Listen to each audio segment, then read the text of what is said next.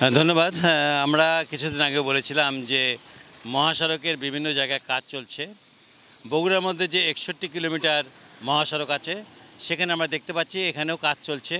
এই কাজগুলো কবে শেষ হবে তার নির্দিষ্ট কোনো সময়সীমা আছে বলে মনে হচ্ছে না। কারণ ১ মাস আগেও আমরা দেখে গেছি যেখানে এই অবস্থা, আজও দেখছি।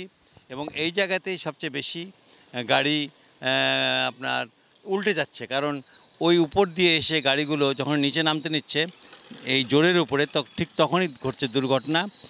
আর আরেকটা বিষয় আপনাকে আমরা দেখাতে যাচ্ছি যে এই যে রাস্তাটা খুঁড়ে রেখেছে, এটা কিন্তু অনেক দিন হলো আমরা দেখতে পাচ্ছি খুঁড়ে রেখেছে, কিন্তু এইসব রাস্তা আসলে চলাচলের উপযোগী হতে এখনও বেশ সময় লাগবে।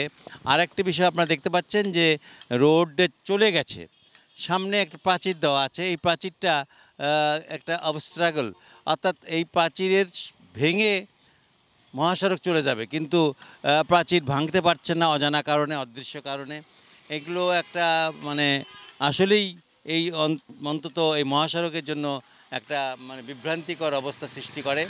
আর দেখতে পাচ্ছেন যে গাড়িগুলো আসছে, এই গাড়িগুলো এসেই কিভাবে বাঁক নিচ্ছে, অর্থাৎ বাঁক নেওয়ার সময় গাড়িগুলো কিন্তু এই যে মহাসড়ক যে খারাপ, এই সময় যে গতি কমাতে হবে এটা কিন্তু তাদের ভিতরে নাই।